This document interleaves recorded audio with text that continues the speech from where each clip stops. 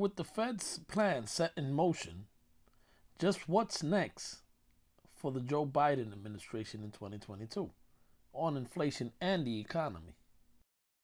I was recently watching one of my favorite channels on YouTube, and the host is George Gammon from The Rebel Capitalist.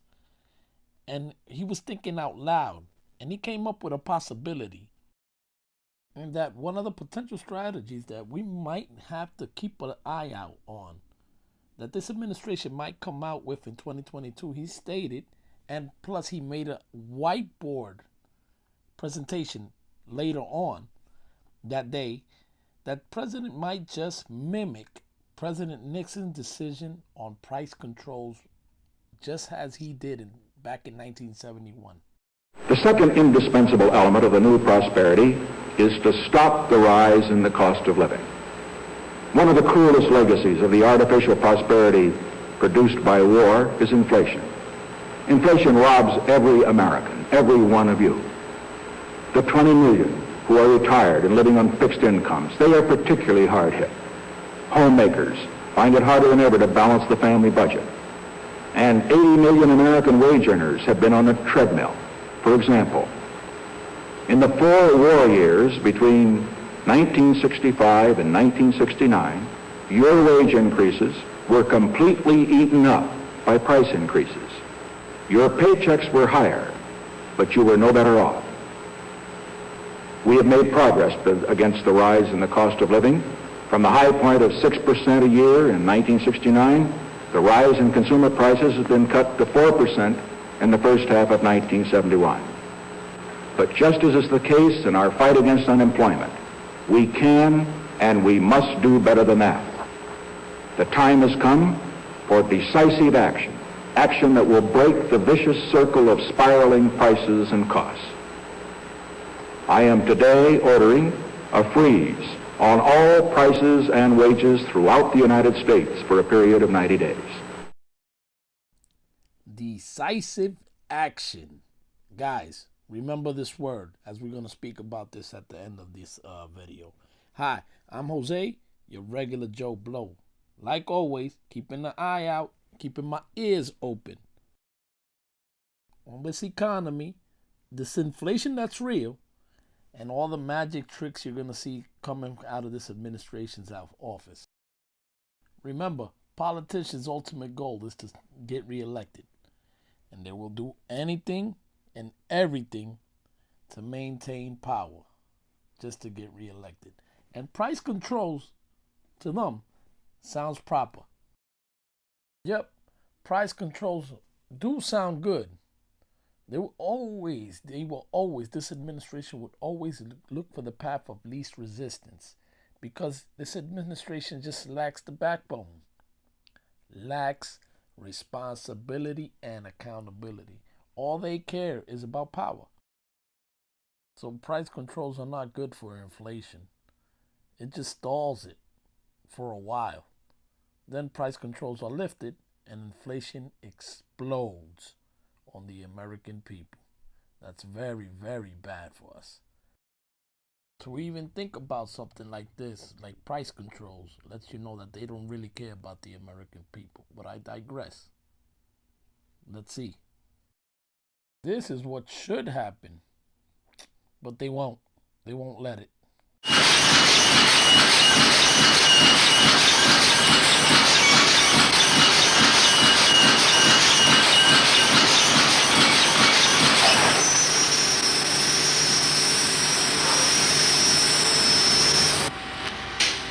What happened to all that noise? That's what would happen to inflation if we stopped letting the amount of money grow so rapidly. Exactly like that. It would go down like that. But it won't. They would just keep kicking the can down the street. That's Milton Friedman, a world economist. That's him speaking on inflation. But let's hear him, through his own words, speak about price controls. It is a device that governments have repeatedly resorted to try to cover up the effects of their own policies. It is offered as a cure for inflation, It is not a cure for inflation. It has never been a cure for inflation. It is an alleged cure that is far worse than the disease, because its effect is to repress the symptoms, to repress the consequences of the more basic force. I always say that if you want to analyze wage and price control, the simplest analogy that brings it home is to think of a kettle on your stove in which there's water, and the water is boiling. It's got a cover on it, and the boiling water is threatening to throw the cover off. Now, obvious, sensible thing to do is to turn down the heat under the kettle.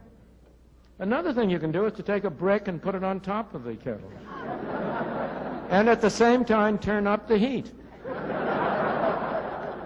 That is precisely what President Nixon did in 1971, when he simultaneously put a brick on top of the kettle by freezing prices and wages, and at the same time launched on a more expansive monetary and fiscal policy, which turned up the heat under the kettle. And what happened? The lid of the kettle blew up. You held it down for a little while, and then you had a 12%, 13% inflation. Thank you, Mr. Friedman, for clearing price controls out for us. It doesn't work. It doesn't do the job. But I also like to work along the lines of getting further clarification.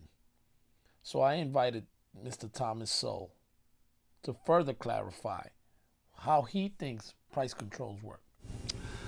There have been many other areas in which there have been price controls. They have a standard, really stereotypical pattern. One is that you reduce the supply of whatever is being controlled. Not surprising, since people do less when they're paid less.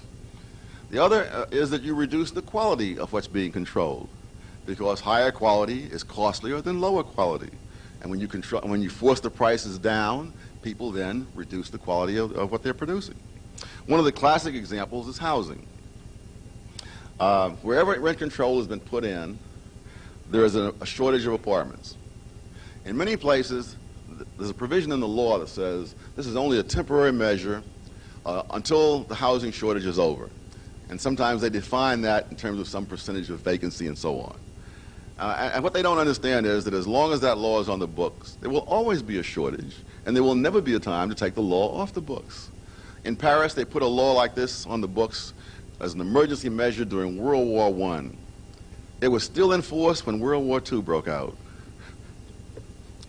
In Sweden, they put one in the early days of World War II. Decades later, it was still there.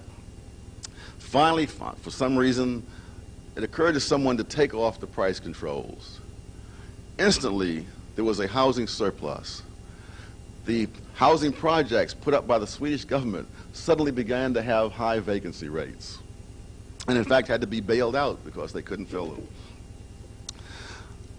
I thought about rent control a few years ago when I visited West Berlin. It was still a difference in those days. And I could see this marvelous new modern city. And I came back and visited some of my relatives in the Bronx.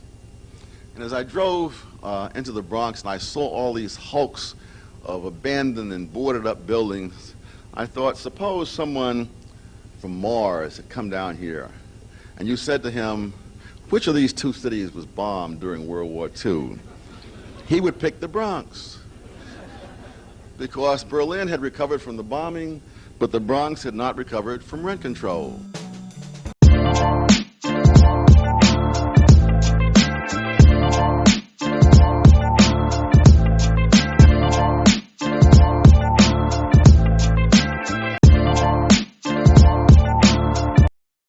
Can't get better clarification than that.